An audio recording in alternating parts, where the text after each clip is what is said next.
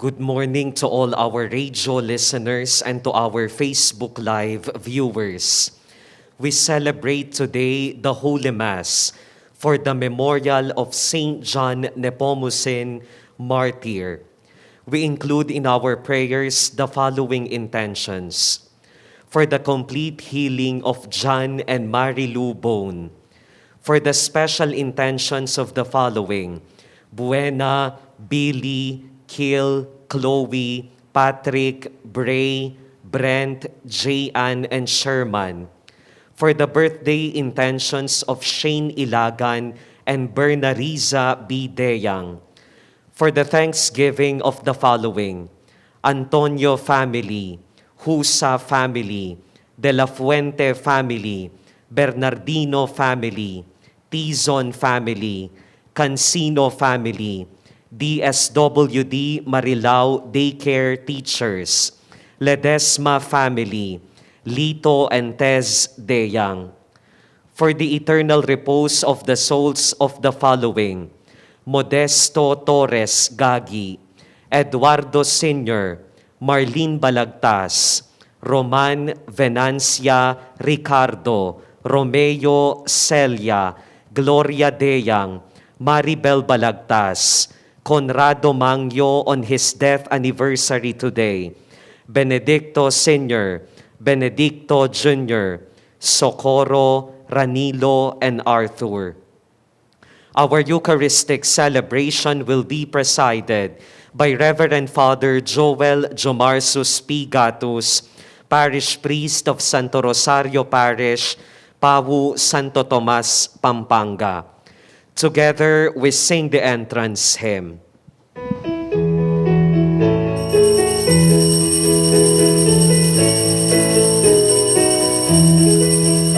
Magsiawit kayo sa Panginoon. Hallelujah. Magsiawit sa Panginoon. Purihin, purihin ang kanyang pangalan. Ipahayag, ipahayag ang dulot niyang kaligtasan. Magsiawit kayo sa Panginoon. Hallelujah. Magsiawit, magsiawit, magsiawit sa Panginoon, sa Panginoon.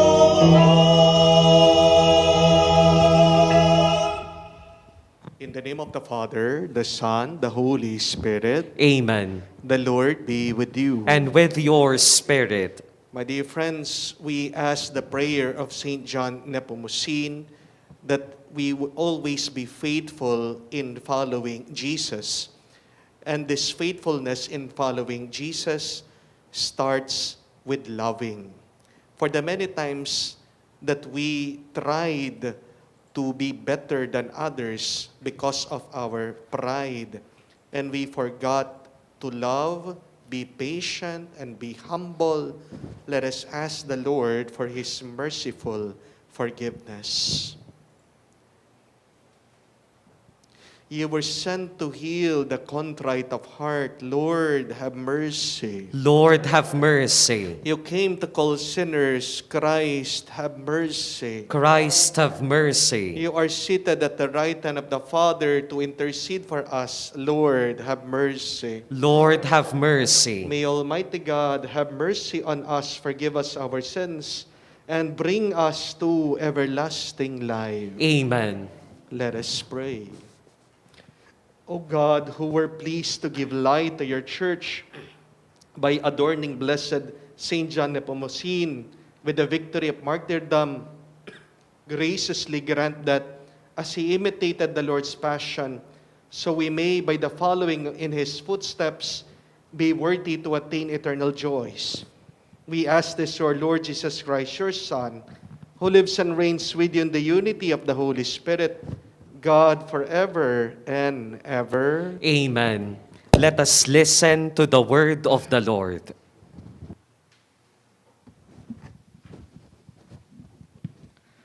A reading from the book of the Acts of the Apostles. There was an attempt in Iconium by both the Gentiles and the Jews, together with their leaders, to attack and stone Paul and Barnabas.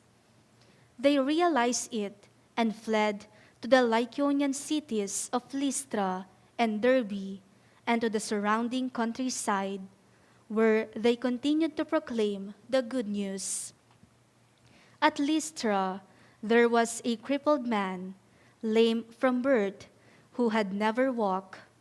He listened to Paul speaking, who looked intently at him, saw that he had the faith to be healed, and called out in a loud voice, "Stand up straight on your feet." He jumped up and began to walk about. When the crowd saw that Paul had done, they cried out in Lycaonian, "The gods have come down to us in human form." They called Barnabas Zeus and Paul Hermes, because he was the chief speaker. And the priest of Zeus, whose temple was at the entrance to the city, brought oxen and garlands to the gates, for he, together with the people, intended to offer sacrifice. The apostles Barnabas and Paul tore their garments when they heard this and rushed out into the crowd, shouting, "Men, why are you doing this? We are of the same nature as you, human beings. We proclaim to you good news, that you should turn from these idols to the living God, who made heaven and earth and sea and all that is in them. In the past generations, he allowed all Gentiles to go their own ways, yet in bestowing his goodness, he did not leave himself without witness, for he gave you rains from heaven and fruitful seasons, and filled you with nourishment and gladness for your hearts." Even with these words, they scarcely restrained the crowds from offering sacrifice to them. The word of the Lord. Thanks be to God. Not to us, O Lord, but to your name give the glory. Not to us, O Lord, but to your name give the glory. Not to us, O Lord, not to us, but to your name give glory, because of your mercy, because of your truth. Why should the pagans say, "Where is their God?" Not to us, O Lord, but to your name give the glory. Our God is in heaven. Whatever he wills, he does. Their idols are silver and gold, the handiwork of men. Not to us, O Lord, but to your name give the glory. May you be blessed by the Lord, who made heaven and earth.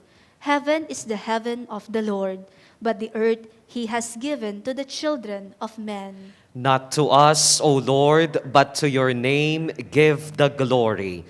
Let us honor the Holy Gospel.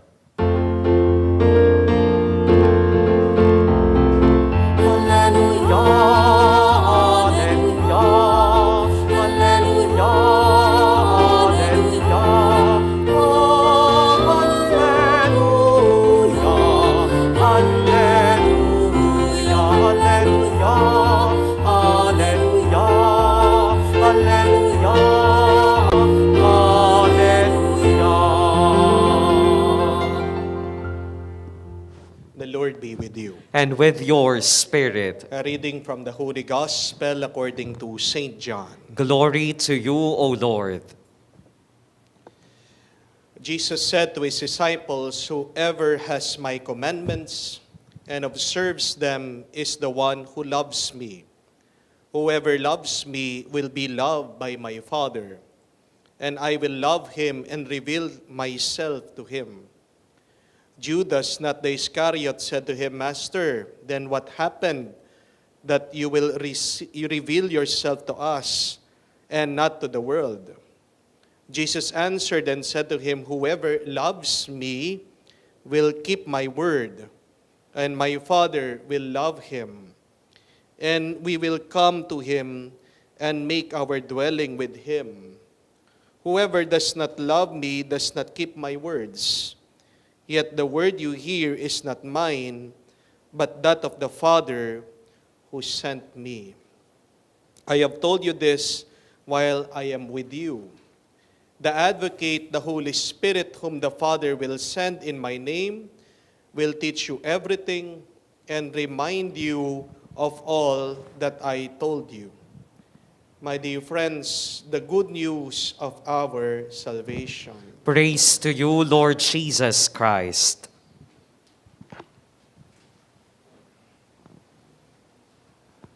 Isang magandang araw po ulit sa inyong lahat. Magandang araw po, Father. May napakagandang payo po ang isang inchik. Ang pangalan po niya si Santo, isang general na sumulat ng librong The Art of War. At sabi niya, kung kilala mo ang kaaway mo at kilala mo ang sarili mo, hindi ka malalagay sa peligro, hindi ka matatalo. Kung kilala mo ang kaaway mo at hindi mo naman kilala ang sarili mo, mananalo ka sa isang laban, pero matatalo ka naman sa susunod. At kung hindi mo kilala ang kaaway mo, at hindi mo rin kakilala ang sarili mo, palagi kang nasa peligro, palagi kang matatalo. Napakaganda po, no? Napakatalinong payo na sinasabi sa atin na kailangan nating maging matalino para hindi tayo malagay sa peligro. Kilalanin natin ang iba, kilalanin natin ang ating sarili. Bawal ang tatanga-tanga. Amen? Kasi kung wala kang alam, hindi ka magtatagumpay. Kung wala kang alam, siguradong ikaw ay masasaktan. Ikaw ay mabibigo. Narinig naman po natin sa kwento, sa unang pagbasa, napakatalino ni San Pablo at Barnabas. Alam nila na yung mga ibang Hudyo at Hentil, inaabangan sila at nakahanda na batuhin at patayin sila.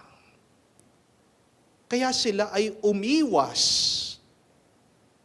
Alam nila kung sino sila, alam nila kung ano ang kanilang misyon.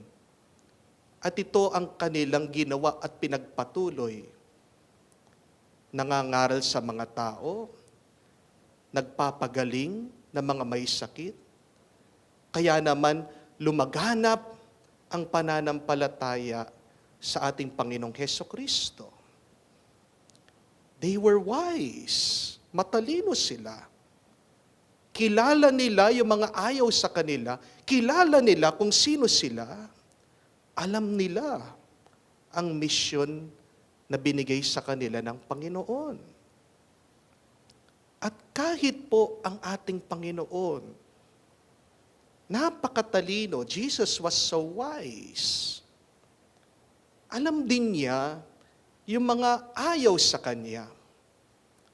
Do sinusubukan niya na i-converte sila, baguhin sila. Pero alam niya, kung makikipagtalo lang siya, makikipag-away lang siya,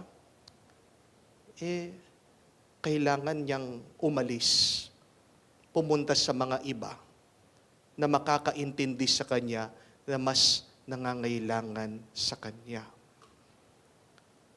Napakahalagang aral po sa ating lahat. na hindi tayo dapat palaging nakikipagtalo. Kung ikaw ay palaging nakikipagtalo, ano ka nun? Talo ka. Tandaan niyo po yan. Sino ang tunay na matalino? Siya yung marunong umiwas sa gulo. Siya yung marunong hindi makipagtalo. Pwede mong paglaban ang katotohanan. Pwede kang manindigan sa tama na hindi nakikipag-away at nakikipagtalo. Dahil pag ikaw ay nakikipag-away at nakikipagtalo, ano ang lumalabas sa iyo? Galit, anger. At hindi po ba ang galit, anger, ay parte ng nakakamatay na kasalanan? Anger is one of the deadly sins. Yan po yung napapansin ko ngayon. Napakarami, nakikipagtalo pa rin tapos na ang eleksyon. At itong galit, itong away, ay kumakalat at nakaka-affect sa ating lahat. Nalulungkot po ako, may nakita po akong isang ina na itong nanay, siya pang nag-i-encourage sa anak niyang makipagtalo sa internet. Itong kanyang anak, sinasabihan yung mga iba, bobo, tanga. Tapos, magko-comment yung nanay, good job, tama nga, sige, sabihin mo yan. Sabihan mo sila. Di po ba nakakalungkot yun? Nakakalungkot na mayroong mga iba, sabi nila, hindi daw nila tutulungan yung mga hindi nila kakampi o kasama doon sa kanilang partido dahil ibang kanilang binoto. Sinasabi nila, bakit hindi kayo humingi ng tulong doon sa mga binoto nyo? Kung sinasabi nyo, siya, magaling, matalino, mayaman, o doon kayo humingi ng tulong. Di po ba nakakalungkot yun? At ang pinaka nakakalungkot, nakita ko, ay yung gumagawa ng grupo, gumagawa ng job fair para lang sa kanilang mga kakampi. Bawal dito yung hindi natin kakampi. Nakakalungkot na nakakalimutan natin kung sino ba tayo at kung ano ang misyon na iniwan sa atin ng Panginoon. Nakakalimutan natin na tayo'y Kristiyano, na tayo dapat ay makilala bilang alagad ni Kristo. Paano? Kung tayo daw ay magmamahalan at kung tayo ay magmamahal sa ating mga kaaway. Amen? We are not called to win arguments, but we are called to win souls. Amen? Baka makalimutan po natin yan. Walang nananalo sa pakikipagtalo at pakikipag-away. Paano tayo mananalo dito sa mga kalaban natin? Paano natin sila mapapagbago? Sa pamamagitan ba ng ating mga masasakit na salita? Hindi. If you want to change somebody, if you want to convert somebody, do not argue with them. Do not fight them. Be wise. Maging matalino ka. Persist. Be humble. And love. Amen. Bakit hanggang ngayon, di pa nagbabago yung asawa? Ang tagal-tagal mo na sinisigawan. Ang tagal-tagal mo nang binubugbog. Ang tagal-tagal mo nang pinapahiya. Ang tanong, kilala mo ba siya? Ang tanong, kilala mo ba yung sarili mo?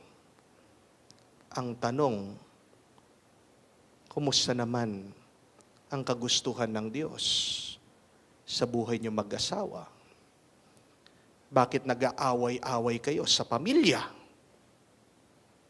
Kahit na kapatid mo yung mga yan, kahit na kamag-anak mo yung mga yan, ang tanong, kilala mo ba sila? Alam mo ba yung pangangailangan nila? O baka ang mahalaga lang sa'yo yung sarili mo.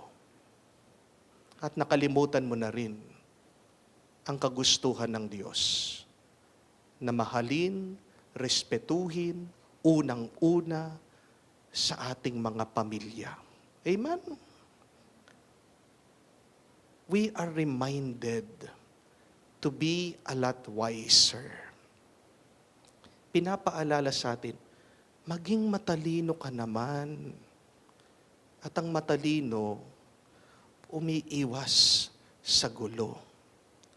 Pero hindi ibig sabihin sumusuko para sa tama, para sa mabuti, para sa katotohanan. May mas magandang paraan para ituwid ang kasamaan. Nag-uumpisa sa paggamit ng ating isip, sa hindi pagsuko, pagtsatsaga, sa pagpapakumbaba, at sa pagmamahal. Kaya ito po yung ating dasal at dalangin sa ating misa. Magpapatuloy po ang galit, ang away, kung hindi tayo matututo gamitin ang katalinuhan na binigay ng Diyos sa atin, at kung hindi rin tayo matututong magpatawad at magmahal. Tandaan po natin, sinong pinakamatalino, siya yung umiiwas sa gulo. Kaya, hilingin po natin ang panalangin din ng mga santo at tulungan tayong tahakin ang kagustuhan ng Diyos sa ating buhay, ngayon at magpakailanman. Amen.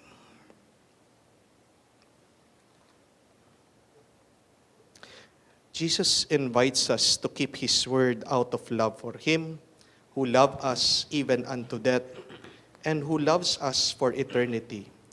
Let our prayer be, Christ, graciously hear us. Christ, graciously hear us. May we all love the commandments of Christ and live them in the spirit of faith and trust. Let us pray to the Lord. Christ, graciously hear us. May our praise of people never distract us from God, the source of all that is good and noble and holy. Let us pray to the Lord. Christ, graciously hear us. May the commitment of Paul and Barnabas to proclaiming Christ be with all who today are insulted and threatened because they too give witness to Jesus. Let us pray to the Lord.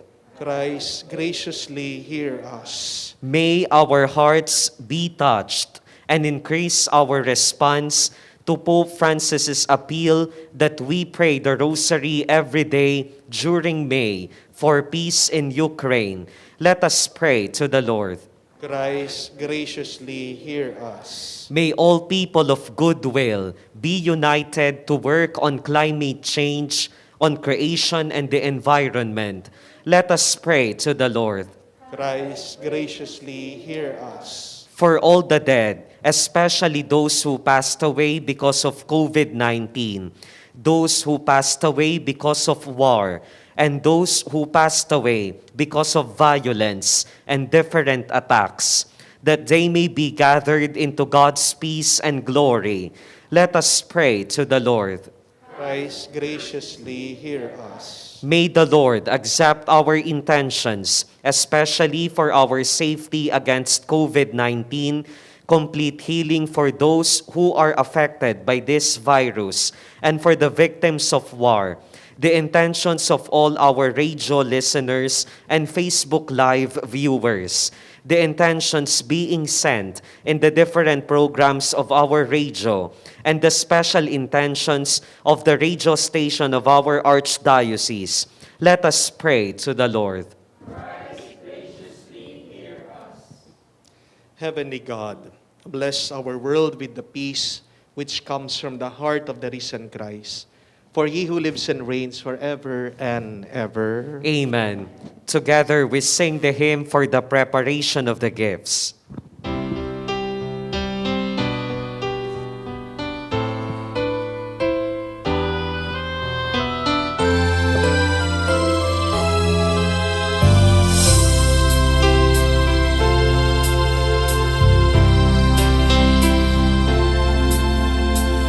Kunin at tanggapin ang alay na ito, mga biyayang nagmula sa pagpapala mo. Tanda ng bawat pusong pagkat inibig mo, ngayoy nananalig, nagmamahal sa'yo.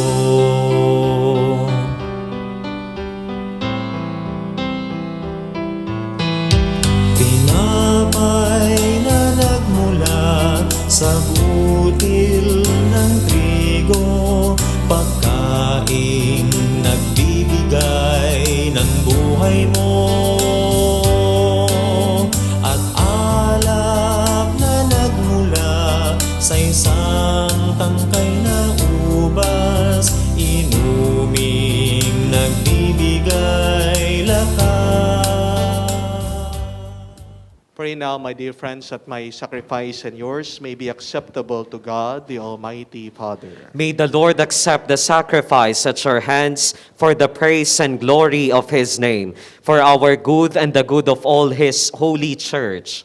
Receive, we pray, O Lord, the sacrifice of consolation and praise, which we offer to your majesty in commemoration of the blessed martyr Saint John Nepomucene, that it may lead us to obtain pardon and confirm us in perpetual thanksgiving. We ask this through Christ our Lord. Amen. The Lord be with you. And with your spirit, Lift up your hearts. we lift them up to the Lord. Let us give thanks to the Lord our God. It is right and just. It is truly right and just, our duty and our salvation, always and everywhere to give you thanks. Lord, Holy Father, Almighty and eternal God, for the blood of your blessed martyr, Saint John Nepomucene, poured out like Christ to glorify your name, shows forth your marvelous works, by which in our weakness you perfect your power, and on the feeble bestow strength to bear you witness through Christ our Lord. And so, with the powers of heaven, we worship you constantly on earth.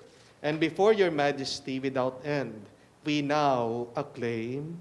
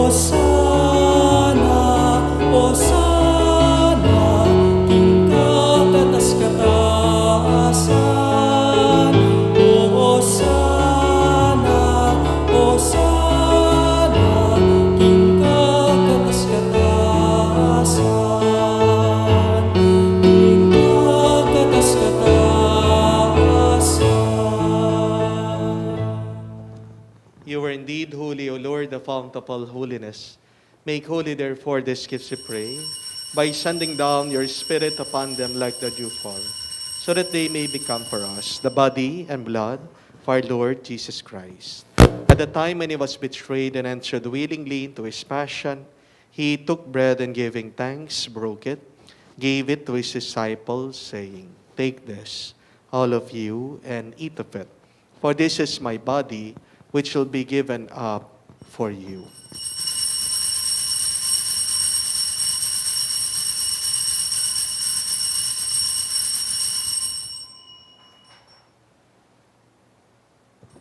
In a similar way, when supper was ended, he took the chalice, and once more giving thanks, gave the chalice to his disciples, saying, "Take this, all of you, and drink from it. For this is the chalice of my blood, the blood of the new and eternal covenant, which will be poured out for you and for many, for the forgiveness of sins. Do this in memory of me."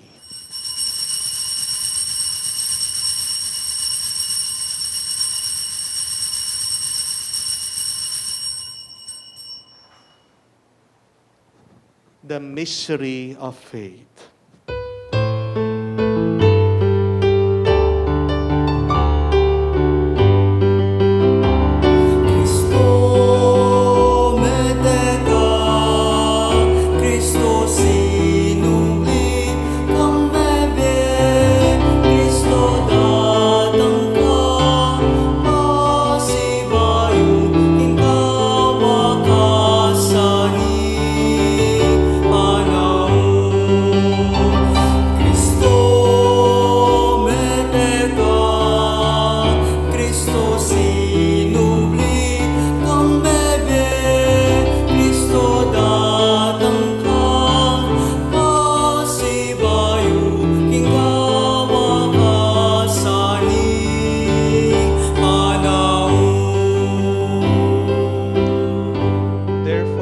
Celebrate this memorial of his death and resurrection, we offer you, Lord, the bread of life and the chalice of salvation, giving thanks that you have held us worthy to be in your presence and minister to you. Humbly we pray that partaking of the body and blood of Christ, we may be gathered into one by the Holy Spirit. Remember, Lord, your church spread throughout the world. Bring her to the fullness of charity. Together with Francis, our Pope, Florentino, our Archbishop, and all the clergy. Remember also our brothers and sisters who have fallen asleep in the hope of the resurrection, and all who have died in your mercy. Welcome them into the light of your face. Have mercy on us all, we pray, that with the Blessed Virgin Mary, Mother of God, with Saint Joseph, her glorious spouse, with your blessed apostles and all the saints, Saint John Nepomucene, who have pleased you throughout the ages, we may merit to be co-heirs with eternal life, and may praise and glorify you to your Son, Jesus Christ. To him, with him, in him, O God, Almighty Father, in the unity of the Holy Spirit, all glory and honor is yours, forever and ever. Amen. Amen. Amen. Amen. Amen. Amen.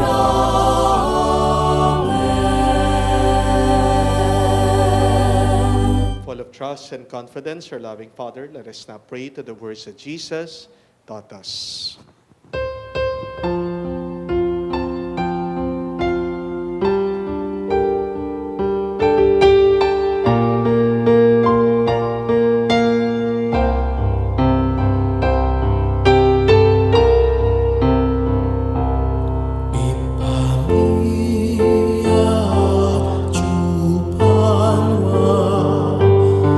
Isang bagyaing naglumo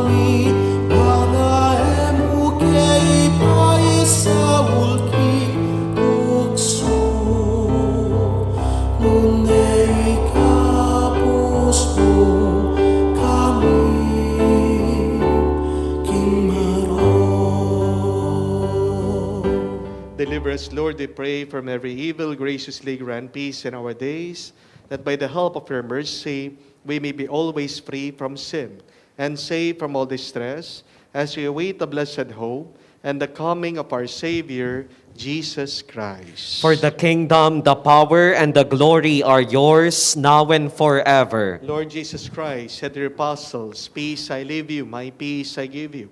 Look not on our sins, but on the faith of your church. Graciously grant her peace and unity in accordance with your will. For you who live and reign forever and ever. Amen. The peace of the Lord be with you always. And with your Let spirit. us offer each other the sign of peace. Peace be with you. Peace be with you. Peace be with you.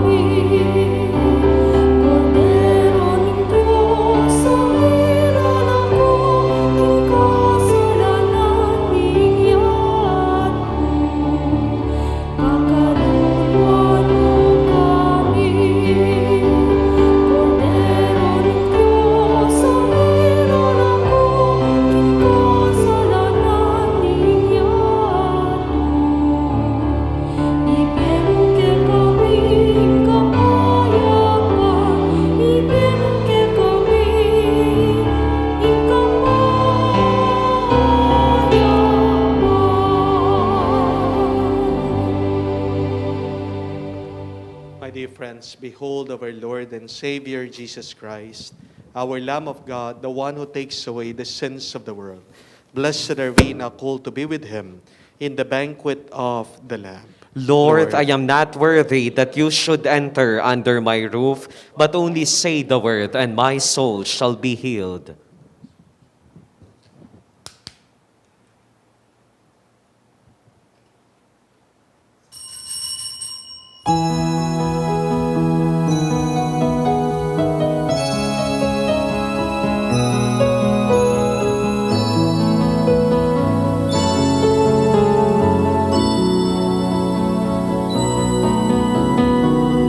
Bawat huni ng ibon sa pag-ihip ng amihan, wangis mo'y aking natatanaw.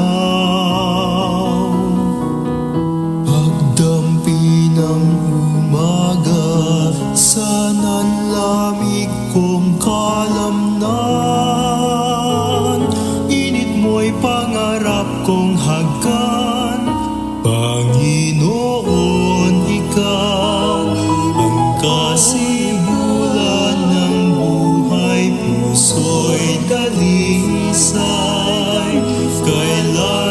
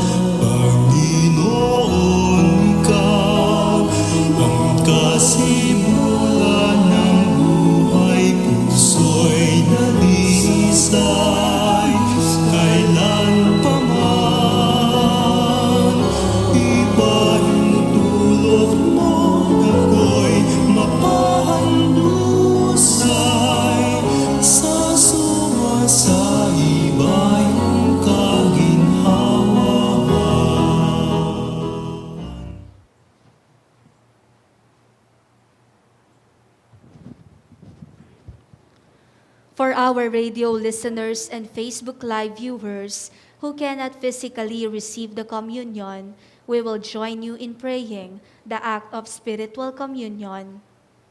My Jesus, I believe that you are present in the most holy sacrament. I love you above all things, and I desire to receive you into my soul. Since I cannot at this moment receive you sacramentally, come at least spiritually into my heart. I embrace you as if you were already there and unite myself wholly to you. Never permit me to be separated from you. Amen. Together, let us pray the Oratio Imperata against COVID-19. Merciful and compassionate Father, we confess our sins and we humbly come to you to find forgiveness and life.